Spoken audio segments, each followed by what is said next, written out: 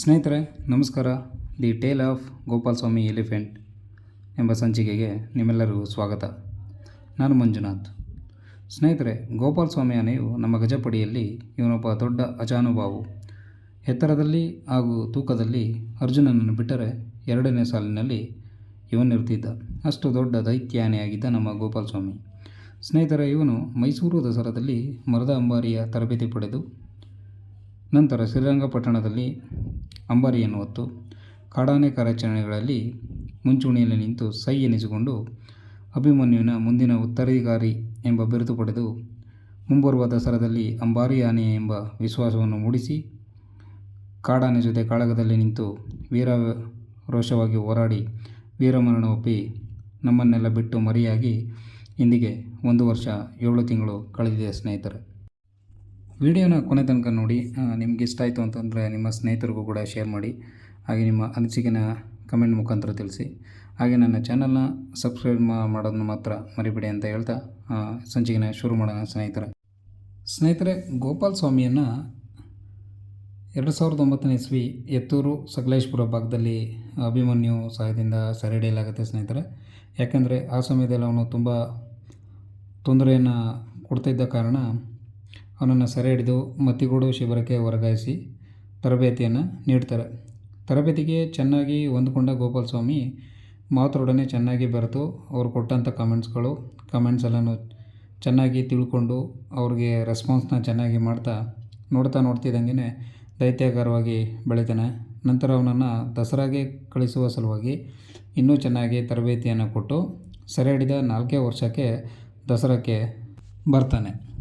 ಅಂದರೆ 2012ನೇ ಇಸ್ವಿಯಲ್ಲಿ ತನ್ನ ಮೊದಲ ದಸರಾಕ್ಕೆ ಕಾಲಿಟ್ಟಂಥ ಗೋಪಾಲ್ ಸ್ವಾಮಿ ಬರೋಬ್ಬರಿ 10 ವರ್ಷಗಳ ಕಾಲ ತನ್ನನ್ನು ತಾನು ದಸರಾದಲ್ಲಿ ತೊಡಗಿಸ್ಕೊತಾನೆ. ಅಂದರೆ 2012ರಿಂದ 2022ರವರೆಗೆ ದಸರಾದಲ್ಲಿ ಭಾಗವಹಿಸ್ತಾನೆ.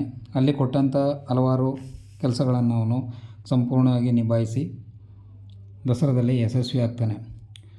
ಸ್ನೇಹಿತರೆ, ಇವನ ಗಾತ್ರ ಮತ್ತು ಇವನ ತೂಕ ಮತ್ತು ಇವನ ಮುಖಲಕ್ಷಣ ಮತ್ತು ಇವನ ಸಮತಟ್ಟಾದ ಬೆನ್ನನ್ನು ಗಮನಿಸಿದ ಅಧಿಕಾರಿಗಳು ಮುಂಬರುವ ದಸರಾಗಳಲ್ಲಿ ಇವನನ್ನು ದಸರಾ ಆನೆಯಾಗಿ ಪರಿವರ್ತನೆ ಮಾಡಬೇಕು ಅಂತ ಹೇಳಿ ಯೋಜನೆಯನ್ನು ರೂಪಿಸ್ಕೋತಾರೆ.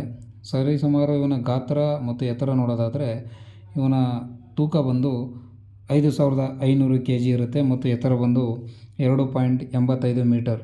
ಅರ್ಜುನನನ್ನು ಬಿಟ್ಟರೆ ಇವನೇ ಅಷ್ಟು ದೊಡ್ಡ ಗಾತ್ರದ ಆನೆಯಾಗಿದ್ದ ನಮ್ಮ ಗೋಪಾಲ್ ಸ್ವಾಮಿ.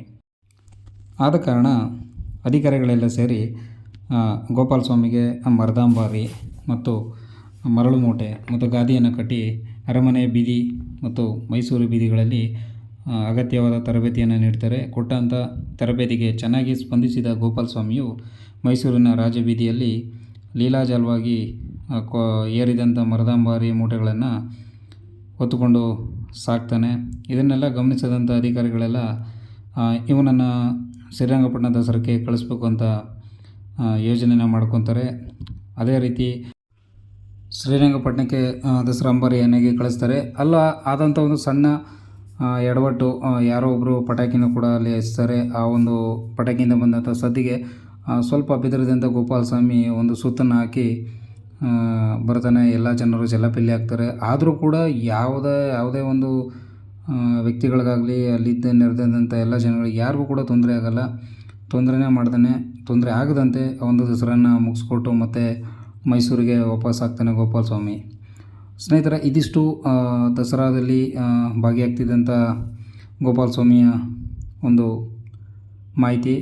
ಇದು ಬಿಟ್ಟು ಗೋಪಾಲ್ ಸ್ವಾಮಿ ಕಾಡಾನೆ ಕಾರ್ಯಾಚರಣೆ ಅಥವಾ ಹುಲಿ ಕಾರ್ಯಾಚರಣೆ ಅಂತ ಬಂದರೆ ತುಂಬ ಶಿಸ್ತುಬದ್ಧವಾಗಿ ಎಲ್ಲ ಕಾರ್ಯಾಚರಣೆಯಲ್ಲಿ ಪಾಲ್ಗೊಳ್ತಿದ್ದ. ಮತ್ತು ಯಾವುದೇ ಒಂದು ಕಾಡಾನೆಗೂ ಕೂಡ ಹೆದರ್ತಾ ಇರಲಿಲ್ಲ. ಮತ್ತು ಯಾವುದೇ ಒಂದು ದೊಡ್ಡ ಕಾಡಾನೆ ಬರಲಿ, ಯಾವುದೇ ಹುಲಿ ಕಾರ್ಯಾಚರಣೆ ಆಗಲಿ ಆದಷ್ಟು ಮುಂಚೂಣಿಯಲ್ಲೇ ಇರ್ತಿದ್ದ.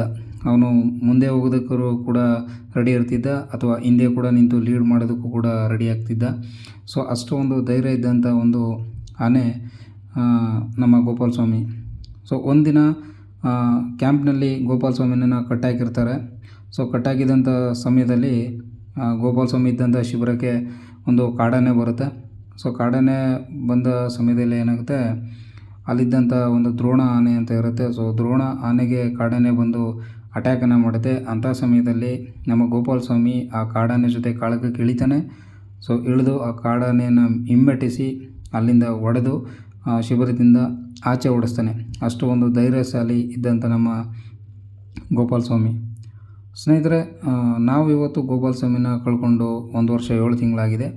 ಆದರೆ ಮುಂಚೆ ನಡೆದಂಥ ಒಂದು ಘಟನೆ 2018ರಲ್ಲಿ ನಡೆದಂಥ ಒಂದು ಘಟನೆ ಎಲ್ಲರಿಗೂ ಕೂಡ ಭಯವನ್ನು ಹುಟ್ಟಿಸುತ್ತೆ. ಯಾಕಂತಂದರೆ ಆ ಒಂದು ಘಟನೆಯಲ್ಲಿ ಸ್ವಲ್ಪ ಹೆಚ್ಚು ಕಮ್ಮಿ ಆಗಿದ್ದರೂ ಕೂಡ ಗೋಪಾಲ ಸ್ವಾಮಿನ ನಾವು 2018 ಇಸ್ವಿಯಲ್ಲೇ ನಾವು ಕಳ್ಕೊಬೇಕಾಗಿತ್ತು. ಯಾಕಂತಂದರೆ ಕ್ಯಾಂಪ್ನಿಂದ ಹಾಸನ ಭಾಗಕ್ಕೆ ಒಂದು ಕಾಡಾನೆ ಕಾರ್ಯಾಚರಣೆಗೆ ಹೋಗ್ಬೇಕಾಗದಂಥ ಸಮಯದಲ್ಲಿ ಶಿಬಿರದಿಂದ 3 ಆನೆಗಳನ್ನು ಲಾರಿಗೆ ಹತ್ತಿಸ್ಕೊಂಡು ರಾತ್ರಿ ಸಮಯದಲ್ಲಿ ಸಾಗಿಸ್ತಾ ಇರ್ತಾರೆ. ಯಾಕಂತಂದರೆ ಬೆಳಗಿನ ಸಮಯ ಟ್ರಾಫಿಕ್ ಸಮಸ್ಯೆ ಆಗ್ಬೋದು ಮತ್ತು ತುಂಬ ಬಿಸಿಲಿರುತ್ತೆ ಅನ್ನೋ ಒಂದು ಉದ್ದೇಶಕ್ಕೆ ರಾತ್ರಿ ಹೊತ್ತು ಆನೆಗಳನ್ನ ಶಿಬಿರದಿಂದ ಸಾಗಿಸ್ತಾ ಇರ್ತಾರೆ.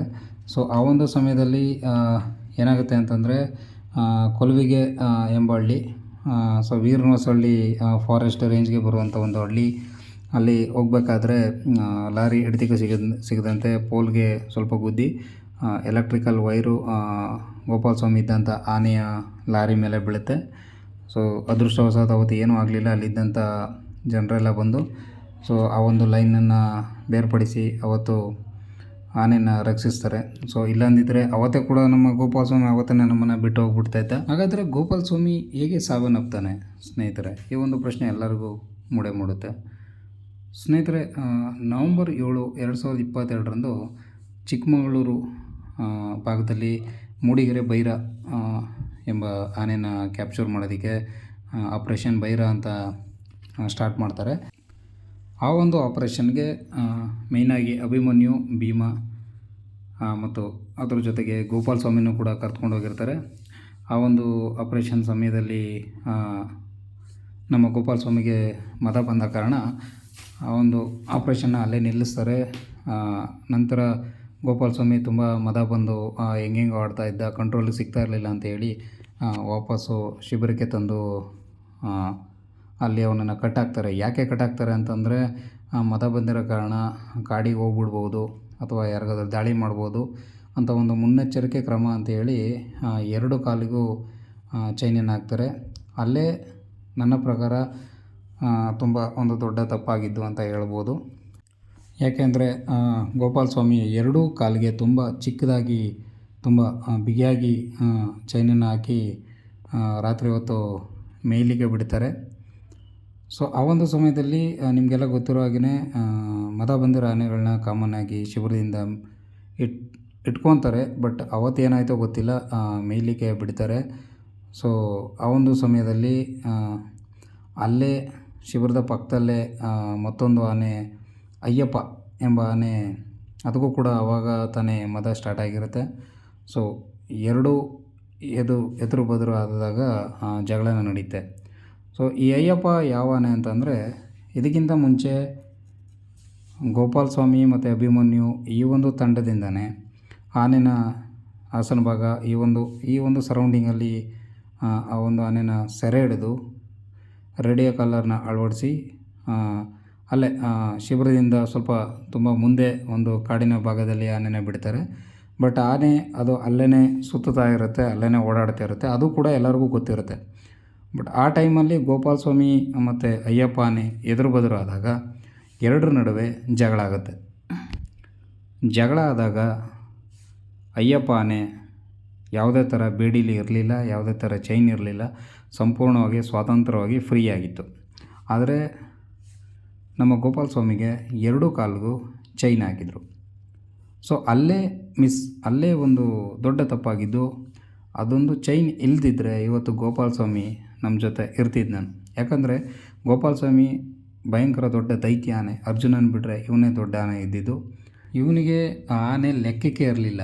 ಆ ಒಂದು ಕ್ಷಣದಲ್ಲಿ ಗೋಪಾಲ ಸ್ವಾಮಿ ಆನೆ ಕಾಲಲ್ಲಿ ಚೈನ್ ಇರಲಿಲ್ಲ ಅಂದಿದ್ರೆ ಇವತ್ತು ಆ ಅಯ್ಯಪ್ಪ ಆನೆನ ನಮಗೆ ನೋಡಲಿಕ್ಕೂ ಸಿಗ್ತಾ ಇರಲಿಲ್ಲ. ಆ ಥರ ಗೋಪಾಲ ಸ್ವಾಮಿ ಅವನನ್ನು ಪರಲೋಕಕ್ಕೆ ಕಳಿಸ್ತಾ ಇದ್ದ. ಯಾಕಂತಂದರೆ ಇಂಥ ಎಷ್ಟೋ ಕಾಡಾನೆ ಜೊತೆ ಫೈಟ್ ಮಾಡಿದ್ದಾನೆ ನಮ್ಮ ಗೋಪಾಲ ಸ್ವಾಮಿ. ಅವತ್ತು ಆ ಚೈನು ಅವನ ಕಾಲಲ್ಲಿ ತುಂಬ ಬಿಗಿಯಾಗಿದ್ದರಿಂದ ಆ ಒಂದು ಕಾಡಾನೆ ಅಯ್ಯಪ್ಪಗೆ ತುಂಬ ಅಡ್ವಾಂಟೇಜಸ್ ಸಿಕ್ತು.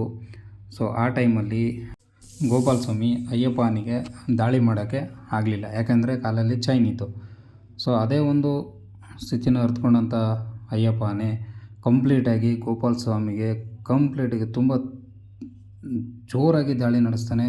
ಆ ದಾಳಿಯ ಒಂದು ರಿಸಲ್ಟ್ ಹೆಂಗಿತ್ತಪ್ಪ ಅಂತಂದರೆ, ಗೋಪಾಲ ಸ್ವಾಮಿಯ ಇಂಟರ್ನಲ್ ಆರ್ಗನ್ಸ್ ಒಳಗಡೆ ಇದ್ದಂಥ ಭಾಗಗಳು ಏನಿದೆ, ಸೊ ಅಂಗಗಳು ಏನಿರ್ತವೆ ಎಲ್ಲವೂ ಕೂಡ ಕಂಪ್ಲೀಟಾಗಿ ಡ್ಯಾಮೇಜ್ ಆಗಿತ್ತು. ಮತ್ತು ಒಂದು ಕಾಲು ಕೂಡ ಮುರಿದು ಮೂಳೆಗಳು ಕೂಡ ಕಾಣಿಸ್ತಿದ್ದವು. ಅಷ್ಟು ಮಟ್ಟಿಗೆ ದಾಳಿನ ಮಾಡುತ್ತೆ ಅಯ್ಯಪ್ಪ ಆನೆ. ದಾಳಿ ಮಾಡಿದ ನಂತರ ಸುಸ್ತಾಗಿ ಅಲ್ಲೇ ಬಿದ್ದಂಥ ಗೋಪಾಲ ಸ್ವಾಮಿನ ನೋಡಿದವರು ಸೊ ಮತ್ತು ಆ ಒಂದು ಕಾಡಾನೆನ ಓಡಿಸ್ತಾರೆ. ಮತ್ತು ಆನೆ ಎದ್ದೇಳೋಕ್ಕೂ ಕೂಡ ಆಗ್ತಾ ಇರಲ್ಲ, ಆ ಥರ ಒಂದು ಸ್ಥಿತಿಗೆ ಹೋಗಿರ್ತಾನೆ ಗೋಪಾಲ ಸ್ವಾಮಿ.